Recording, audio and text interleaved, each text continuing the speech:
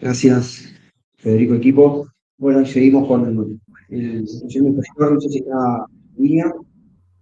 ¿está? Adrián, ¿me escuchás? Sí, sí, sí, ¿se escucha? Ok, presentamos, listo. Nos acompaña en este caso el doctor Adrián Ganino. Adrián es docente e investigador de la carrera de abogacía en la sede de San Martín. Nosotros dictamos carreras en tres sedes, San Martín, Bernal y La Plata, y tenemos investigaciones en cada una de ellas. Y en este caso, Adrián nos va a contar los resultados de un proyecto ya finalizado, titulado Ciberdelitos en la relación de consumo. Perfecto. Bueno, en primer lugar quiero agradecer a la universidad, gracias a las autoridades que nos permitieron desde distintas sedes poder trabajar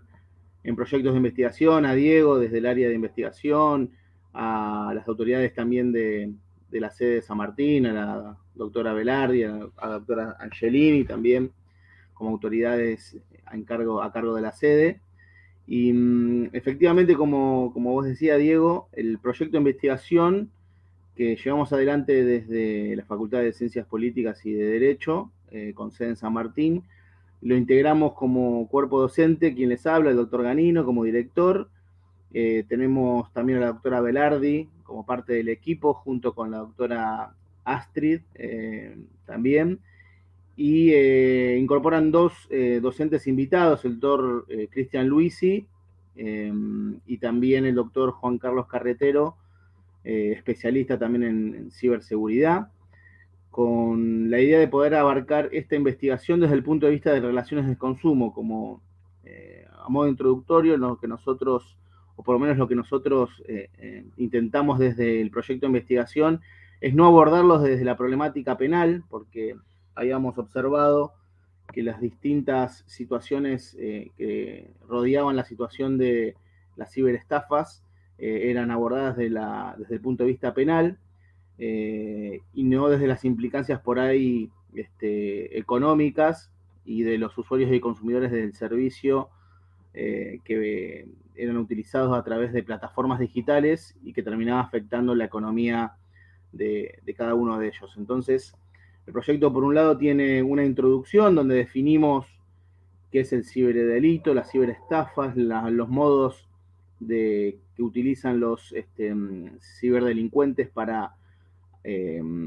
engañar de alguna manera a los usuarios, los consumidores, a través de diferentes mecanismos de ingeniería social, con la idea de después hacerse de las cuentas, de las claves a los fines de cometer defraudaciones y desapoderar económicamente a la mayoría de los usuarios del servicio, en este caso financieros. Nosotros hicimos el estudio desde ese punto de vista. Eh, y bueno, y sobre este punto, cómo la justicia recepta estas situaciones. Hicimos un análisis también de la jurisprudencia nacional, internacional. En mi rol también como en su momento autoridad de aplicación a nivel nacional de la Dirección de Defensa del Consumidor de Nación, teníamos datos de cómo también esta problemática era abordada desde los países de Latinoamérica. Solicitamos a muchos de estos países que nos informen también cómo avanzaban o cómo tomaban desde el punto de vista de las autoridades de aplicación de la ley de defensa del consumidor eh, estas problemáticas que venían afectados a usuarios del servicio financiero. La mayoría iniciaba acciones penales y no había un procedimiento por ahí administrativo o judicial sobre esta materia desde el punto de vista patrimonial. Entonces, bueno, también forma parte de nuestra investigación esas opiniones de las autoridades administrativas, donde la Argentina, en este punto, hay un quiebre porque desde la justicia y desde la administración, muchos de estos ciberdelitos o ciberestafas que se fueron produciendo durante la pandemia, que también ahí nosotros dentro del trabajo mencionamos cómo durante esos plazos estos ciberdelitos fueron incrementándose y cuál fue el abordaje que tuvo el Ministerio Público, la justicia, las autoridades de aplicación administrativa. Y la Argentina en este punto tuvo una actuación muy valorada en el sentido de que participó desde la autoridad de aplicación y desde la justicia civil y comercial en medidas cautelares y mismo en el trabajo de encauzar este tipo de delitos dentro del ámbito de la responsabilidad objetiva. Y como análisis nuestro propio, nosotros vamos un poquito más allá de esta responsabilidad y planteamos que dentro del artículo 1757 de la ley de nuestro Código de Procedimiento Civil y Comercial, encauzamos la utilización de Internet y estos servicios a través de plataformas digitales como una actividad riesgosa en el cual, más allá de las autorizaciones administrativas que puedan establecerse desde, por ejemplo, el Banco Central con circulares que de alguna manera pongan énfasis en la protección de los usuarios consumidores, aún existiendo esas normativas y que las entidades financieras bancarias tradicionales y no bancarias también, más allá de cumplir con esas directivas mínimas, dentro de la investigación lo que planteamos es que al crearse un riesgo por la utilización de plataformas digitales a través del uso de Internet, esa responsabilidad, además de ser objetiva, también tiene tintes de una responsabilidad objetiva y absoluta en el marco de este tipo de ciberdelitos, ¿no? Nos ponemos énfasis en algunos fallos interesantes que surgieron durante el 2020 y en la actualidad, donde la justicia y la instancia administrativa utiliza estos fundamentos a los fines de que las empresas proveedoras del servicio financiero tradicional y no tradicional, como puede ser Mercado Libre o alguna fintech no normatizada formalmente dentro de las circulares del Banco Central, por la actividad que desarrollan y por el principio de la realidad que también interviene acá, en el sentido de que muchas de estas financieras pretenden desligarse de responsabilidad, en el sentido de que plantean que no están normatizados dentro de las normativas del Banco Central, pero la realidad es que operan como bancos tradicionales, en el sentido de que muchas de estas billeteras virtuales,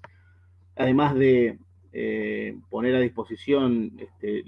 los valores o el dinero que los usuarios y consumidores ponen a disposición a través de estas plataformas,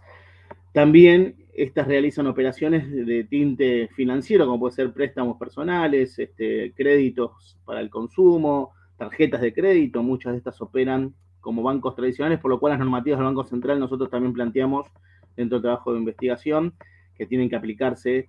como estándares mínimos a los fines de tutelar la desigualdad estructural que existe entre usuarios del servicio financiero tradicional y no tradicional y los consumidores y usuarios, ¿no? Esta desigualdad estructural nosotros también la planteamos desde el punto de vista de una hipervulnerabilidad en el marco de la tecnología que hoy es utilizada por muchas de estas entidades financieras a través del home banking o plataformas digitales o redes sociales, lo cual el riesgo que se genera por la utilización, el robo de datos o suplantación de identidad debe ser absorbido por muchas de estas plataformas, por muchos de estos bancos tradicionales o no tradicionales, a los fines de dar respuesta patrimoniales a los usuarios y consumidores. Por eso planteamos una responsabilidad objetiva absoluta en el marco del artículo 1757 del Código Civil y Comercial. Por ahí es nuestro trabajo, la idea es empezar a generar estos debates en el marco de esta protección, porque el que genera un riesgo, digamos que todas las empresas prestadoras de estos servicios a través de la utilización de Internet generan un riesgo.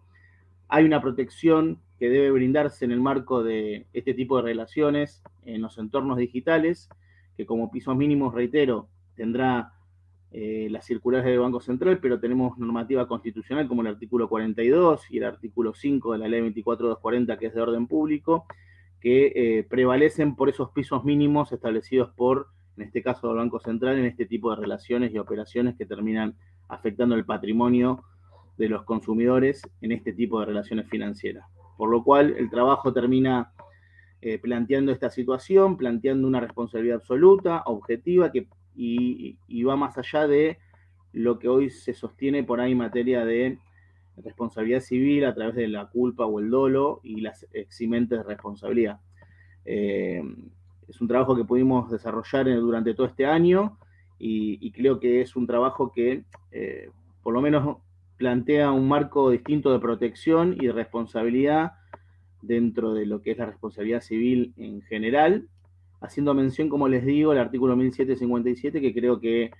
es una reforma y una introducción en materia de responsabilidad importantísima, porque introduce no solamente la teoría de riesgo, sino la actividad riesgosa en sí, y en ese marco nosotros planteamos este tipo de relaciones de consumo, con un análisis integral desde jurisprudencia nacional e internacional, y también aportando nuestras conclusiones en base a esta investigación y estos tratados internacionales y obviamente nuestra Constitución como base y fundamento de nuestra postura, en el cual establece procedimientos ágiles, eficaces y que las autoridades deberán proveer a la protección de estos derechos, incluido la protección de los intereses económicos de los usuarios. Y como hay una, reitero, una desigualdad estructural en este tipo de relaciones enmarcadas en materia de consumo, la responsabilidad no puede recaer sobre los usuarios y consumidores financieros como destinatarios finales de estos servicios, por lo cual el riesgo que se genera en la utilización de estas plataformas a través de Internet debe ser asumido por los bancos o por los prestadores de estos servicios en ese marco de las relaciones de consumo, poniendo en énfasis en esta hipervulnerabilidad tecnológica que se genera post pandemia, ¿no? Digo, muchos de nosotros tuvimos que volcar a la utilización de Internet, a las compras por comercio electrónico. Hoy casi el 90% de las operaciones se dan en el marco de los entornos digitales, por lo cual eso genera también riesgos que deben ser asumidos por aquellas empresas que brindan estos servicios a través de Internet, considerando también en este planteo a estas nuevas tecnologías como actividades riesgosas, y si generan un riesgo y un daño, ese daño debe ser absorbido por los proveedores de estos servicios, planteando de que si no existiese estas formas de poder relacionarnos en la distancia, obviamente tendríamos que pensar en la responsabilidad tradicional, en donde yo para poder tramitar un préstamo debería acercarme personalmente al banco, llenar unos formularios, acreditar identidad, a los fines de que sea analizada mi capacidad crediticia y económica para afrontar esos créditos. Bueno, esa misma protección que tendríamos en instancias personales, físicamente, por lo menos debe ser también contemplada en la prestación de estos servicios, donde muchas de las veces nuestra identidad a veces no es acreditada, no hay medidas de seguridad suficientes, y si los hubiera, obviamente muchas veces el riesgo también está a la posibilidad de generarse. Y si se genera, ese daño debe responder el proveedor de los bienes y servicios en el marco de estas relaciones de consumo.